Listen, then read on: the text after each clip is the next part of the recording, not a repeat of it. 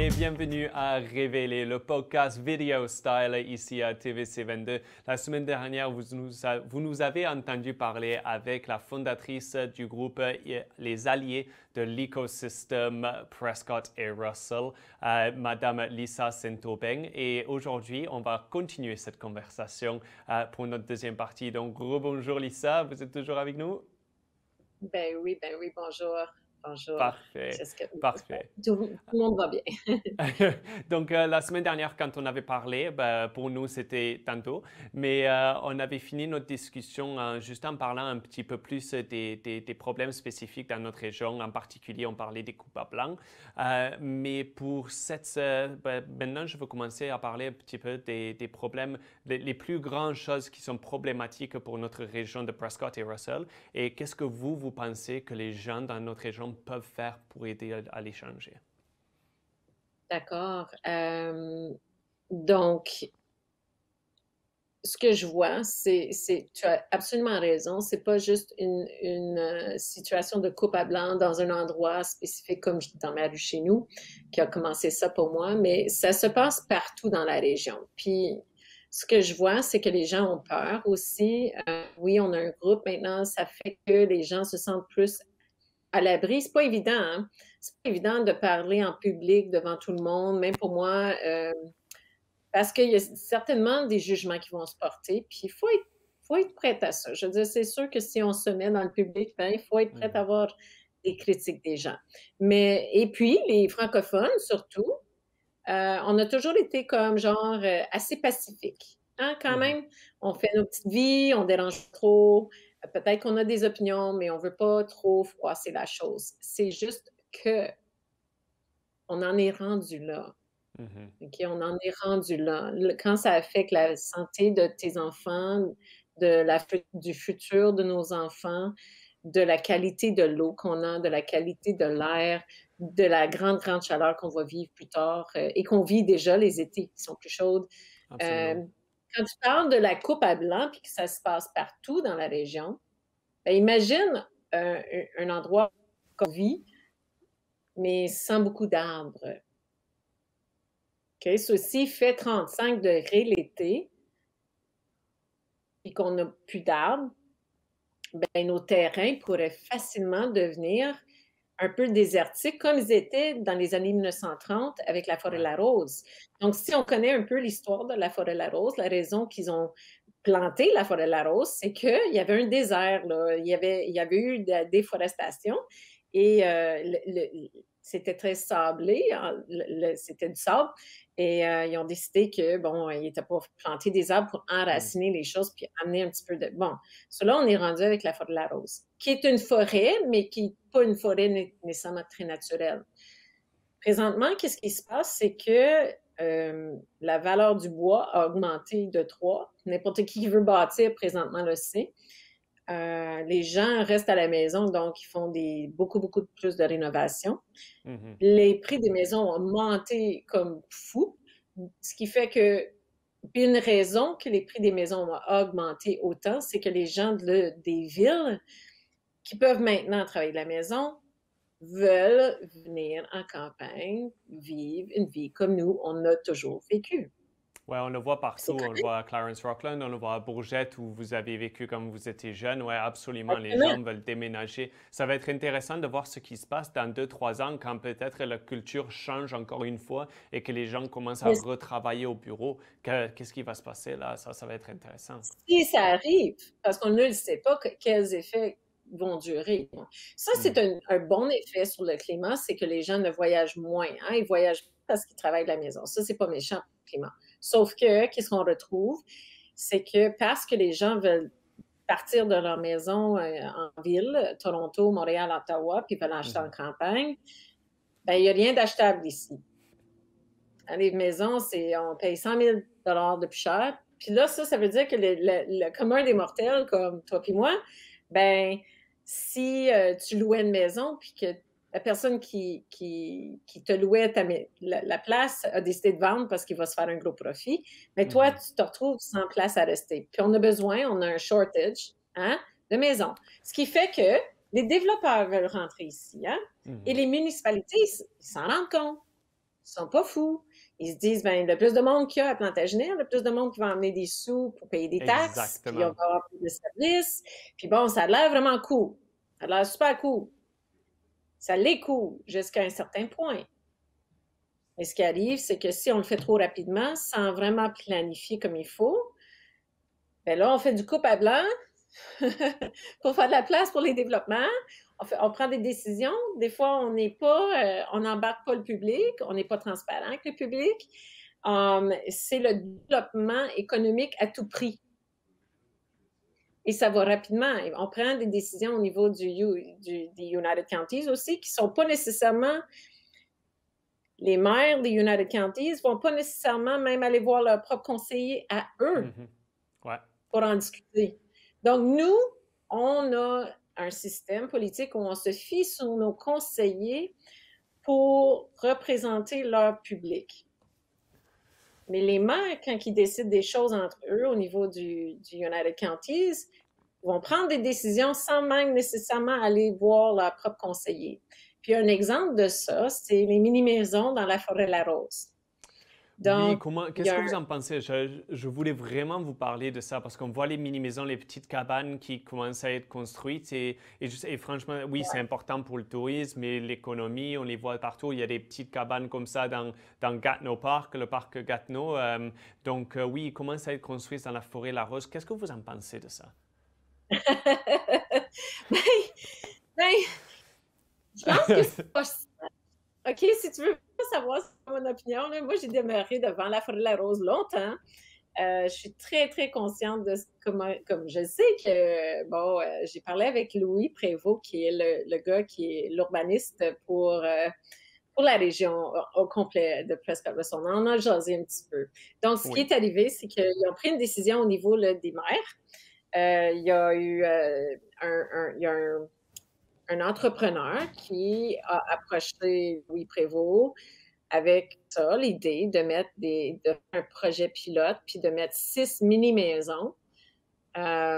Oui, c'est sur des roulottes peut-être, mais ça va être installé là, bon, dans la Forêt-Larose. Puis ces mini-maisons-là vont être là pour desservir le public de la ville qui descend pour jouer des jeux, là, faire du sport dans la Forêt-Larose.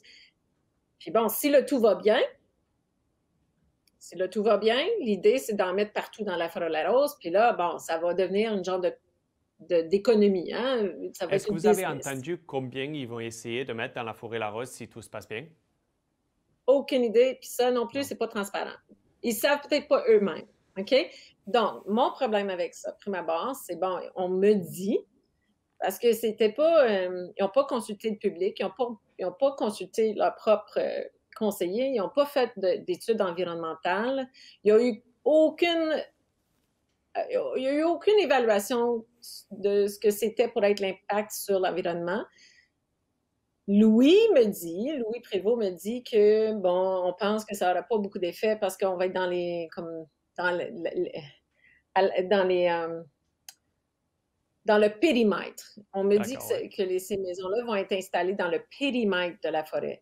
Et moi, quand je vois qu'il y a de la coupe à blanc qui se passe partout dans la région, première question que j'ai, c'est ben moi, je vois 40 ou 50 dindons là, se promener dans les champs parce qu'ils n'ont plus de maison.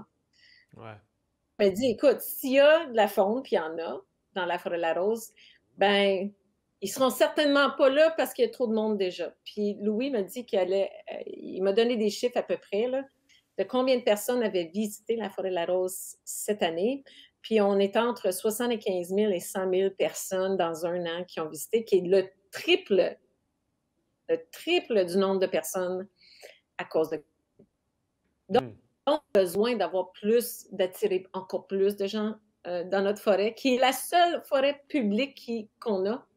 Est-ce qu'on est vraiment prêt à risquer un feu de forêt? Ouais. Quelque chose qui Puis peut le être maire désastreux, me quelque chose dit, qui pourrait détruire la le forêt maire sans me que... dit, Ouais. c'est quoi, ça n'arrivera pas parce que les gens qui vont aller là, ben c'est des gars qui aiment la forêt.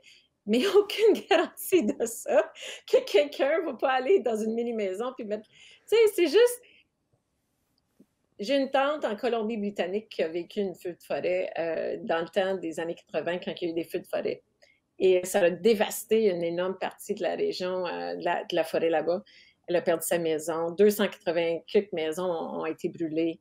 Et je te dis que moi, en tout cas, je pense qu'il aurait dû avoir au moins, il aurait dû prendre un petit peu de temps pour penser à leur affaire, pour faire une étude, pour voir c'est quoi les risques.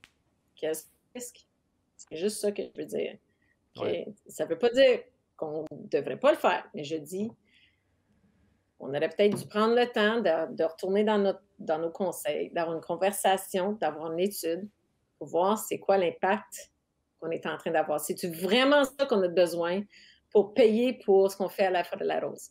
Est-ce que c'est la meilleure façon? Est-ce que c'est la meilleure façon? Est-ce qu'on n'aurait pas pu essayer autre chose pour faire de l'argent, pour faire maintenir la Forêt de la Rose? Il y a d'autres solutions. Exactement ça, Lisa. Et c'est vraiment ma prochaine question parce que lever sa voix, avoir sa voix et parler des problèmes, c'est une chose et c'est quelque chose que vous avez fait très bien. Mais quelque chose que vous avez fait en plus de cela plus récemment, c'est qu'au niveau du niveau local jusqu'au niveau fédéral, franchement, vous avez fait entendre votre voix, vous avez parlé aux comtés unis, vous avez parlé à vos conseillers. Donc, avec ces conversations-là, comment est-ce que vous avez trouvé que ça s'est passé et comment avez-vous trouvé quelles sont leurs priorités pour notre région et est-ce que vous pensez qu'ils sont assez transparents avec ce qu'ils veulent faire en tant que les coupes à blanc, créer des endroits, créer des chalets, comme on dit dans la forêt La Rose? Oui, j'essaie d'avoir des conversations courageuses, comme on dit. D'autres diraient que c'est des foolish conversations, mais de toute façon, j'essaie quand même.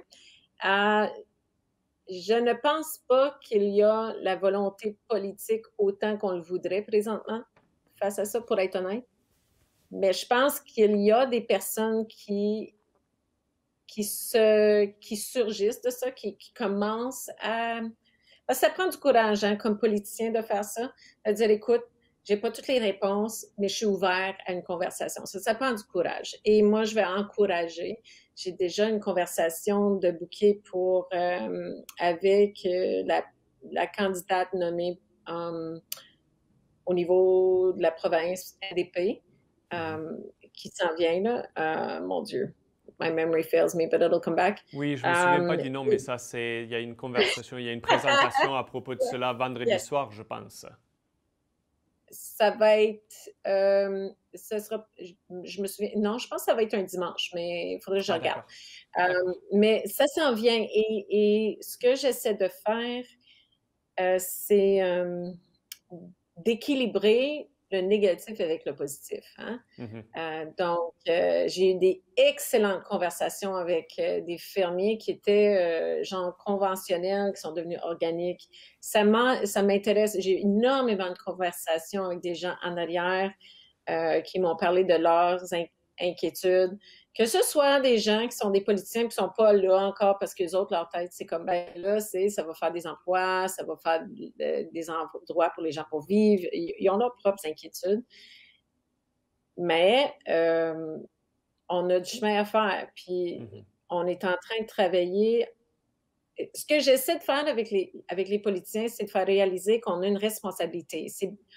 Ce n'est pas acceptable de pointer le doigt à une autre place, à une autre personne. C'est pas moi, c'est eux. Si eux, ils font ça, moi, je vais faire ça. Non. On n'est plus là. C'est le temps d'agir. C'est le temps de collaborer entre niveaux. Je sais que les niveaux gouvernementaux sont capables de travailler ensemble pour faire avancer un projet. Je le sais. Okay? On le voit avec le Food Hub qui est proposé pour Alfred Plantagenet.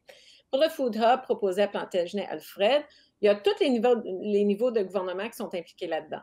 C'est énorme. C'est 37 millions de dollars. Oui, c'est comme vous dites, c'est nécessaire pour le faire. Parfait. Donc, s'ils sont capables de travailler ensemble sur ça, ils sont capables de travailler ensemble pour trouver un plan, pour créer un plan qui va protéger nos forêts, les eaux, nos rivières, pas juste protéger, mais nettoyer, parce que la rivière, exemple de la Nation, les salles, il y a tout pour mettre en place des meilleures pratiques agriculturelles, pour supporter nos agriculteurs là-dedans. Moi, je suis en train de travailler sur un en tout cas, je ne suis pas personnellement en train de travailler sur un bylaw pour la forêt, pour Plantagenet Bientôt, Alfred, peut-être, hein? mais, mais en arrière, je sais que je suis en contact avec des gens qui sont en train de travailler sur un bylaw pour protéger nos forêts. Mhm. Et j'espère qu'on va pouvoir arriver à la table du conseil avec ça, municipal ici, et que ça va être accepté, mettons en juin, juillet. J'espère que ça va être accepté, puis que ça va être présenté au public par la suite. J'espère que ça va commencer un entrain, pas juste à Plantagenet-Alfred, mais aussi dans les autres environnements. Mais ça serait magique, OK, pour nos forêts. Il me semble qu'on est dépassé le temps de défendre l'idée de pourquoi c'est important d'avoir des arbres. Mhm. Tu sais, moi, j'ai bien de la misère à comprendre pourquoi on serait en train d'être obligé de donner des faits scientifiques, pourquoi les arbres sont bons pour nous, pourquoi la bonne eau, c'est important pour nous. Je ne comprends pas Ouais. pourquoi qu'on a encore la discussion. C'est comme parler du fait que la Terre est plate ou qu'elle est ronde, tu sais. C'est insensé pour moi pourquoi je devrais être obligée de... Puis je le ferai pas, ça. Ouais. Okay? Parce que si vous étiez au high school avec moi, là, dans ma classe, ben, aucun jeune qui ne reconnaît pas l'importance du monde naturel dans lequel on vit. C'était ça que je m'habitue un petit peu, l'idée des adultes qui sont plus comme vers économique, au point tel qu'ils sont prêts à risquer. J'ai de la misère. Ouais, C'est genre, c'est un peu, tu sais, on a une phrase en anglais, like the hangover from, la gueule de bois, parce qu'il y a quelque chose qui s'est passé. C'est la gueule de bois de la révolution industrielle, un petit peu, qui reste toujours, surtout dans les générations peut-être un peu plus vieilles. Tu passes ça, ces idées, ces idéologies à tes enfants. Et c'est peut-être ça c'est peut-être pour cette raison-là que les personnes ont cette focus sur l'économie, un peu plus sur l'environnement. Mais comme vous avez dit tantôt, on arrive dans le 21e siècle et c'est très évident que l'économie ne peut pas flourish, comme on dit en anglais, si l'environnement ne flourish pas aussi. Mais c'est tellement triste parce que depuis 10 ans que je suis ici, j'ai vu de Mhm. bonnes choses se passer dans la région. Puis il y en a encore. OK, je sais que Francis Drouin, qu'il y a eu le TPRT, Tourism Prescott Russell, il y a eu Capra qui travaille sur les arts. Il y a plein de bonnes choses qui se passaient, tu sais, on le voit. Puis je connais aucun fermier, moi, qui n'est pas proche de sa terre, qui n'a pas la terre puis ses animaux à cœur. J'ai jamais vu ça. J'ai fait ben des photoshoots, j'ai fait des entrevues, j'ai parlé avec plein de monde. Puis j'ai jamais vu. Il y a des gens d'ici qui, c'est des pêcheurs, c'est des chasseurs, c'est des gens qui font de la motoneige, c'est des gens de la nature. Donc, foncièrement, sont peut-être attirés vers l'idée du développement, mais avec le développement va aussi, faut pas se le nier, là, que ça va affecter la nature même de la culture de nos Mhm. villages. Prends un petit Ouais. village comme Alfred, qui est plus francophone qu'anglophone, qui est toujours resté comme un peu similaire, tu sais, les gens, Plantagenet, même chose. Ben là, c'est plus la même game, là. Là, Ouais. c'est des grosses compagnies comme Colakem pour la cimenterie, comme Bonfield qui est appartenu par des intérêts ailleurs, Toronto, wherever. Puis ils viennent ici, puis ils vont appartenir une bonne portion de nos terrains. Oui, absolument. Puis on Et les c'est laisse vraiment faire. difficile de gérer et d'équilibrer c'est la economic growth et puis l'économie aussi. Donc, il y a évidemment plein de personnes, et vous aussi, Lisa, qui pensent qu'il n'y a pas assez qui est en train d'être fait en ce moment. Donc, avec ça dit, est-ce que vous envisagerez un temps où vous mettez votre nom dans le chapeau, comme on dit, Ah, pour être conseillère? Essayer de faire des j'ai... changements à l'intérieur? et, le problème avec ça, c'est que j'ai trop une granule, comme on dit en français. Je suis trop passionnée. Je suis... j'ai passé 27 ans de ma vie à l'intérieur d'un système où je fasse attention comme, tu sais, parce que les parents de mes élèves avaient leurs intérêts. Puis là, comme indépendante, je pense que j'ai trouvé plus ma place. Je pense que je suis trop critique pour nécessairement plier à un système. Mais si j'avais à choisir un palier, ce serait plutôt la province. Donc, si j'avais à choisir, je ne dis pas que je vais faire ça, là. Je pense pas. Je pense que j'aime mieux être quelqu'un foncièrement, qui passe du temps à pas éduquer les gens, mais avoir des conversations. Absolument. J'aime Et ça, faire éduquer ça. les gens, mais vous éduquer aussi parce que ça change tout le temps. Comme on a Absolument, dit oui, tantôt, je pense que c'était dans la oui, première partie qu'on a parlé de oui, ça, d'avoir ces perspectives différentes et éduquer les gens, oui. mais t'éduquer en même temps. Oui, essayer de trouver un common ground, OK? Ouais. Parce que c'est là qu'on va pouvoir avancer les choses et travailler avec le public à ce niveau-là. Donc, essayer de montrer aux gens, bon, voici qu'est-ce que je vois qui se passe.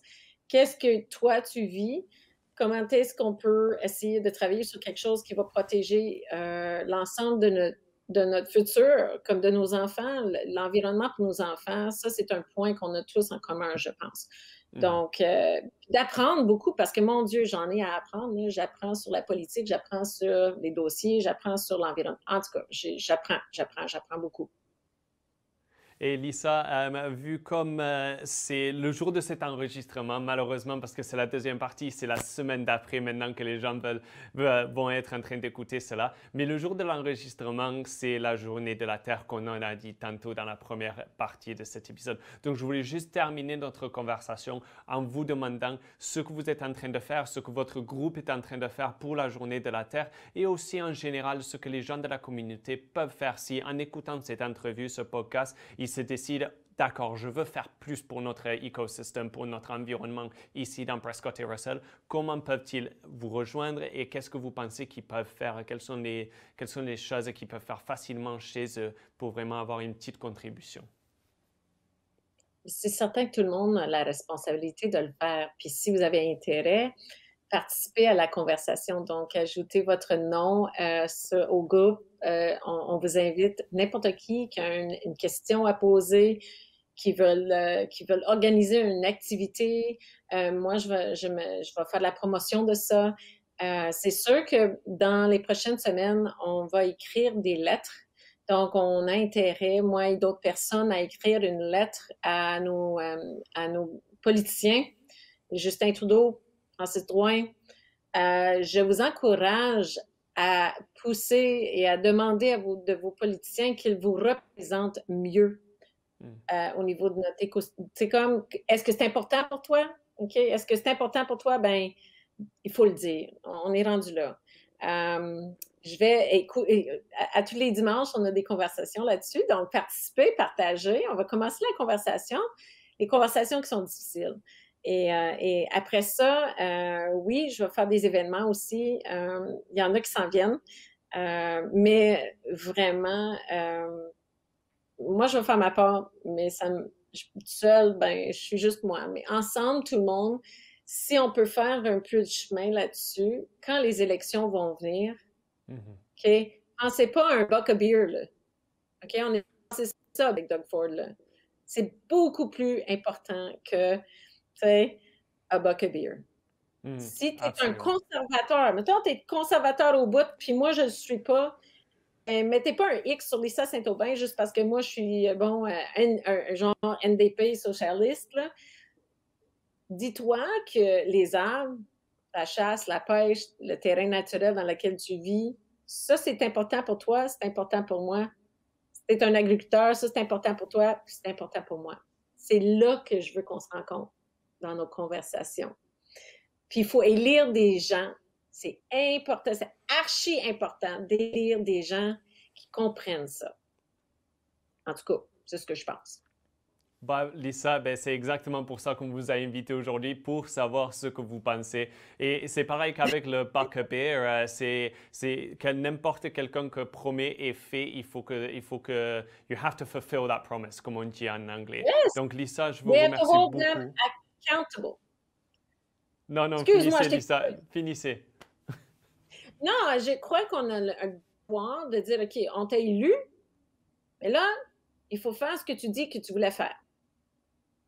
Puis si tu dis que tu voulais, je sais pas, le développement économique, puis c'est ça que tu voulais, ben garde, c'est correct. Mais si c'est important, ouais, c'est important pour toi, on protège notre environnement, puis qu'on, qu'on- qu'on les tienne. We have to hold them accountable. Ils sont Absolument. responsables pour ce qu'ils disent.